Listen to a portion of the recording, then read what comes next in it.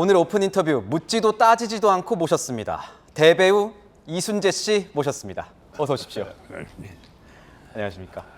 여기 채널A 광화문은 오랜만이신가요? 아니면 처음 방문하신 건가요? 여기는 신사옥은 처음 와봤고, 네. 과거 구사옥 때 동아방송 시절에, 네. 언론 도입 전에 라디오 시절에 네. 와서 여러 번 방송했어요. 아, 그렇군요. 그러니까 이전부터 채널A와는 인연이 좀 있으셨던 거군요. 근래 와서 인연이 없다고 해요. 안 부르는 바람에. 요즘에는 그 연극 리어왕을 통해서 관객들 만나고 계신데 들어보니까 기네스북에 등재 신청을 하신다고 들었어요. 아니, 그건 내가 신청한 건 아니고, 네. 우리 시스템에서 뭐 그럴 생각을 있는 거 하지 말고, 그게 중요한 아무것도 아닌 거고. 네. 다만 내가 이제 현재까지는 최고령 리어니까 네. 그런 의미를 찾는 것 같아요. 그게 무슨 기네스북에 올라갈 정도인지 그건 난 모르겠다고 해. 누구야? 받아라. 도전자이다.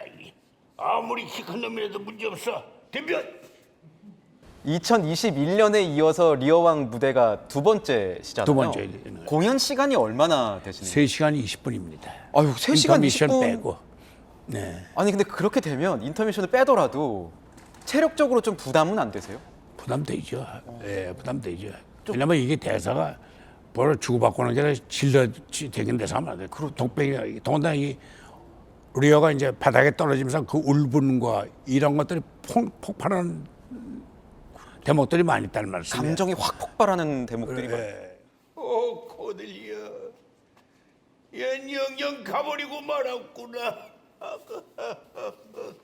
그 선생님 같이 오래 이렇게 연기를 하신 분, 이렇게 베테랑 배우들도 무대 올라가시기 전엔 좀 떨리십니까? 떨리는 것보다도 아무래도 긴장하게 되죠. 네. 예, 왜냐하면 연륜이 있을수록 사실은 실수가 없어야 된다는 말씀이에요. 그다음에 이제 나이 먹으니까 어차피 이제 암이력의 문제가 등장한다는 말이에요. 네. 그래서 이거를 이제 완벽하게 보완하기 위해서는 많은 연습량이 필요하다는 얘기입니다. 그래서 이제 대사도 보통 2달 전부터 다 외놓으려고 그거야 암기를 해놓는 겁니다. 그래야 좀 안심하고 오지. 네. 이건 갖다 꾸며 붙일 수가 없어요. 소위 애드리브가 불가능한 작품이 이 작품이라고 해요. 암기력 유지를 위해서 하시고 있는 뭐 이런 습관 같은 거라던가 어떤 꾸준히 하시는 게 있나요? 뭐 그런 건 없고 그저 열심히 외우는 것밖에 없습니다. 조금씩 하면 이제 생각이 나고 이제 이런 거로서 자기 암기력의 테스트를 할 필요가 있다. 왜냐하면 우리 직종의 가장 중요한 조건 중에 하나가 물론 건강도 필요하지만 암기력이 절대적으로 필요한 조건이기 때문에 네. 예. 그러니까 철저하게 자기가 준비하고 나가지 않으면 안 된다 이런 입장입니다. 예. 네, 그렇군요. 하루 연습량이 대충 어느 정도 되세요? 우리가 지금 보통 이제 뭐 가서 1시부터 또 연습을 하는데 네. 하면 저녁 밤 9시까지 옵니다. 거의 한 그러니까 8시, 9시. 낮에 한 번 오고 이제 저녁 먹고 또 한 번 쫙 이렇게. 그렇게 해야 돼요. 암기력 유지를 위해서 하시고 있는 뭐 이런 습관 같은 거라던가 어떤 꾸준히 하시는 게 있나요? 오늘 우연히 옛날 콘서트를 봤더니 미국 역대 대통령 이름이 쫙 나와 있더라고요. 뭐 예를 들어서 조지 워싱턴 8년 했단 말이에요. 네. 아담스가 4년이고 그다음에 세 번째 제퍼슨, 메디슨, 먼로가 8년씩 8년씩 해서 딱 기초를 다져놓은 겁니다. 그런 걸 찾다 보시니까 자연스럽게 또 외워지시는 게 있는 거군요. 리어왕에서 이 대사 정말 이 한 소절 정말 마음에 와닿더라 이런 대사 혹시 있으신가요? 그건 이제 우리가 셰익스피어 작품이나 이 고전들을 보게 되면은 이 대강 이제 몇백 년 얘기 아니에요. 엘리자베스 주 때니까. 그러면 그 당시 귀족 사회하고 서민 사회는 전혀 별개의 사회입니다. 군왕이 뭐 서민 몇 개 뭐 병들어 죽어도 관심 없어요. 네. 근데 이 셰익스피어는 작가로서 중간 입장에서 보니까 그 괴리감이 너무 큰 거란 말이에요. 난 그 대사가 이 작품의 핵이라고 생각하고 있는데, 뭐 예를 들어서 이 잔인한 비바람을 맞고 있을 가난하고 헐벗은 자들아, 머리 높일 지방 하나 없이 굶주린 배를 움켜쥐고 창문처럼 구멍 뚫린 누더기를 거치고 어떻게 이 험한 비바람을 견뎌야 하느냐. 내가 그동안 너희들에게 너무나 무관심했구나. 부자들아, 가난한 자의 고통을 몸소 겪어봐라. 그래야 넘쳐나는 것들을 그들과 나누고 하늘의 정의를 실천하자. 이게 핵이. 그러니까 자기들이 최고의, 지금도 마찬가지예요. 네. 높고 부유한 조건에서 사는 사람들이 밑에 사람을 잘 이해 못하는 거나 마찬가지예요. 네. 또 별개로 생각한다는 말이에요. 그건 아니다 이거예요. 아하. 그러니까 그런 리더십도를 작품 속에 넣어놨습니다. 이 리어왕 같은 경우는 굉장히 정치적인 이런 측면들이 많지 않습니까? 정치적에서 오는 갈등들. 근데 그렇게 구체적으로 어떤 정치적 이슈를 가지고 하는 상황은 아니고 네. 다만 자기가 이제 노후를 편하게 보내기 위해서 믿고 딸들한테 분할을 한 건데 이게 전부 배신당하는 거란 말이에요. 배신당. 예, 그러니까 요즘에 좋은 교훈이에요. 저 죽기 전까지는 절대로 물려주지 말아야 돼. 아, 절대로. 리어왕 같은 경우는 셰익스피어의 4대 비극 중에 하나지 않습니까? 선생님 보실 때, 인생을 보실 때 인생은 희극에 가깝습니까? 비극에 가깝습니까? 어떻습니까? 내가 보기에는 네. 희극적 요인과 비극적 요인은 다 가지고 있어요. 다만 결말은 어떻게 되느냐. 웃으면서 죽냐 울면서 죽느냐 두 가지 조건인데 네. 아직은 하고 있으니까. 네. 예. 그래서 이제 우리가 가장 소위 말하자면 보람 있는 거는 뭐냐면 하다가 죽는 거예요. 하다가 좀. 예. 그러면 작업이 연속해서 중단되는 거니까 능력이 없어서 밀려가지고 저 구석에 처박혀 있는 것보다 그게 훨씬 더 행복하는 거 아니냐. 네. 그런 입장이. 연기 인생 68년 차 첫 작품이 연극 지평선 너머로 데뷔를 하셨던 거죠? 예, 그 저 대학교 3학년 여름 방학 때 네. 그거 온일의 그 지평선 넘어입니다. 네. 선생님 68년 정도 하시면 좀 뭐라 그럴까요? 슬럼프도 오고 굉장히 힘드신. 물론 중간에 기복이 있죠. 네. 나는 뭐 이제 처음부터 무슨 화려하게 주인공으로 스타트한 사람이 아니고 노역의 단역부터 시작해서 쭉 올라온 사람이기 때문에 네. 그러니까 그런 과정을 다 겪었기 때문에 그 사이에 뭐 부심이 있을 수 있죠. 얼마든지. 슬럼프 시기에는 어떻게 좀 극복을 하셨어요? 그건 뭐 그냥 보고 다시 대본 보고 또 준비를 하는 거예요. 오히려 계속 대본을 더 그렇죠. 보시는 거군요. 무수히 많은 작품을 찍으셨을 텐데 혹시 인생작으로 꼽는 작품이 있으십니까? 영어는 또 내가 75년도에 그 허준 허준. MBC에서 그걸 집념이라는 제목으로 1년 동안 방송에 나갔거든요. 그 당시에는 허준이셨어요? 유희태 선생님이셨어요? 아니 내가 허준이. 허준이셨죠? 예, 그때는. 그래가지고 그걸로 처음 한국에서 상을 주더라고요. 드라마는 뭐 하도 많아가지고. 근데 많으셔서. 드라마는 이제 기록상으로 내가 한 가지를 가지고 있는데 최초의 1일 연속 주인공. 1일 연속. 예, 그 TBC에 눈은 날이 있는데 우리 한우사 선생의 작품이에요. 아, 네. 그게 첫 1일 연속입니다. 아, 우리나라의 역사상으로. 그러나 그다음에 이제 KBS 와서 보통상 최장수 1일 연속. 최장수. 그 뭐 거의 3년 가까이 했으니까. 최고 시청률도 있죠. 최고 시청을 MBC에 보고 또 보고. 어떻게 3메가 방송에 분할이 됐어요. 저는 근데 사실은 목욕탕 찍은 남자들.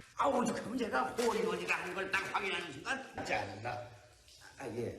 그것도 그 96년도 KBS에서. 그때 진짜 저는 어떻게 저희 할아버지랑 이렇게 비슷하실까 이런 재밌었어요. 너무 괜찮았어요. 재밌었어요. 근데 그 당시에는 사실 사회상도 되게 잘 담고 있고 약간 캠페인적인 느낌도 좀 있었던 것 같아요. 당연하죠. 네. 그래서 우리 사랑의 먹일래 같은 거는 그게 공교롭게도 내가 92년 총선 때 막 걸렸어요. 아, 네. 그래가지고 그걸 자꾸 시비를 걸더라고 한쪽에서 상대 쪽에서. 왜 나오냐? 아니 왜 애드밴티를 주느냐 그래. 그래서 내가 시청자위원회가 열렸어 그 당시에.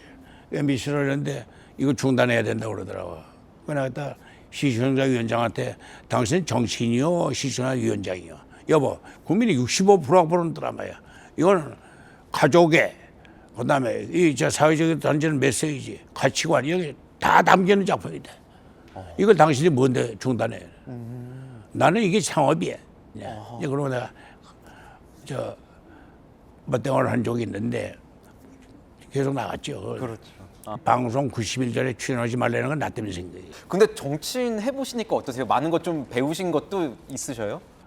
내가 이제 14대 끝나고 15대는 내가 자진 사퇴를 했단 말이야. 왜냐하면 60이 되는 거야. 그러니까 직업이 아니야 나는. 네. 난 봉사하라고 온 거지 직업이 아니란 말이야. 8년 동안 하면서 내가 한마디 했어요. 나는 이 8년 동안에 하늘의 푸른과 꽃의 아름다움을 느끼지 못했다. 왜냐?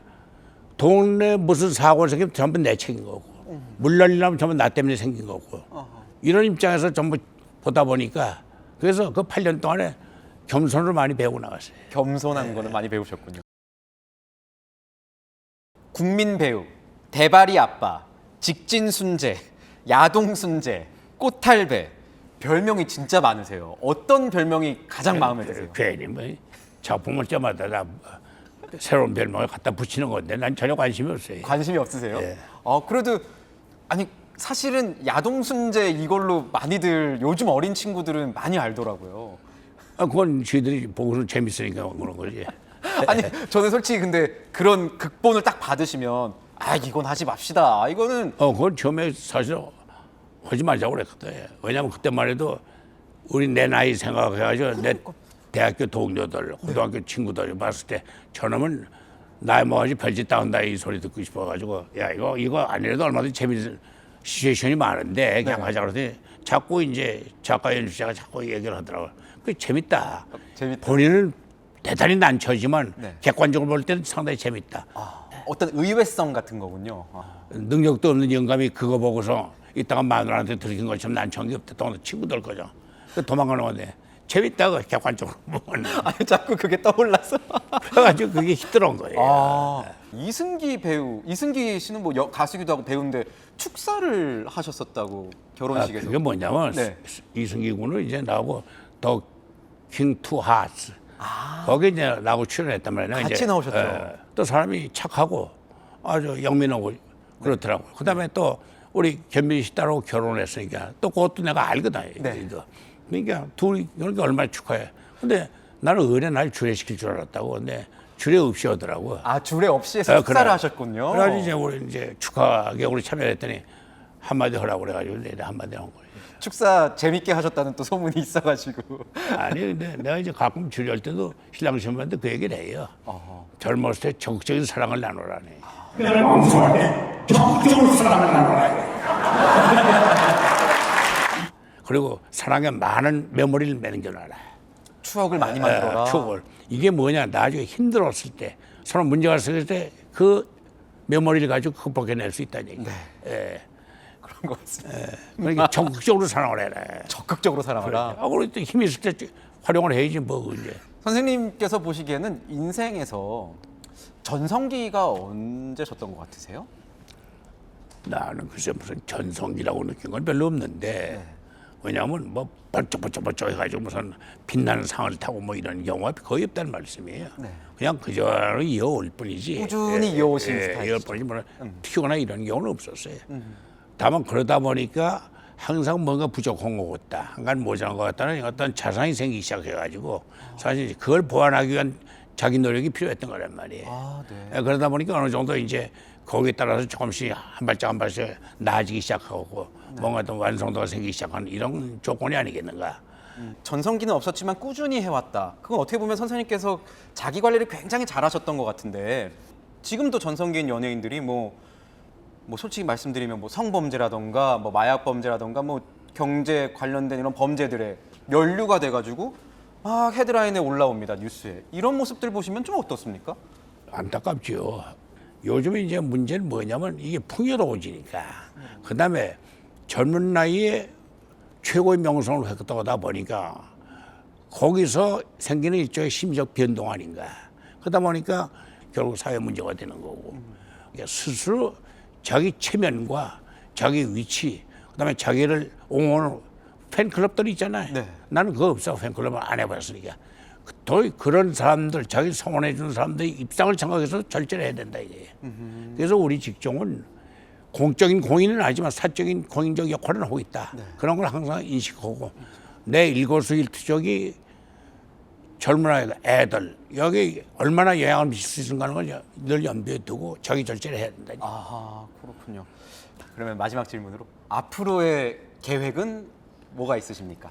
앞으로 형은 요거 끝나고 나면 내가 7월 달에 또 드라마를 하나 찍어야 될 게 있어요. 그러니까 혹시 뭐 이렇게 지치진 않으세요? 근데 내가 이제 농담삼아 우리 동료들한테 야, 이저 무당이 멍석 깔아놓으면 다 춤추게 돼 있다 이래.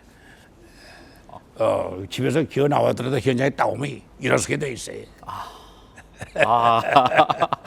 뭔가 마지막에 탁 뭔가 여운이 남는 그 말씀이신 것 같아요. 누구나 마찬가지예요. 각자 자기 분야 갖고 거의 책임이 있단 말이에요. 그러면 그 분야에도 그 역할을 할 수 있어 드러났다가도 일어날 수밖에 없는 거예요. 그런데 우리 직종뿐만 다른 직종도 마찬가지입니다.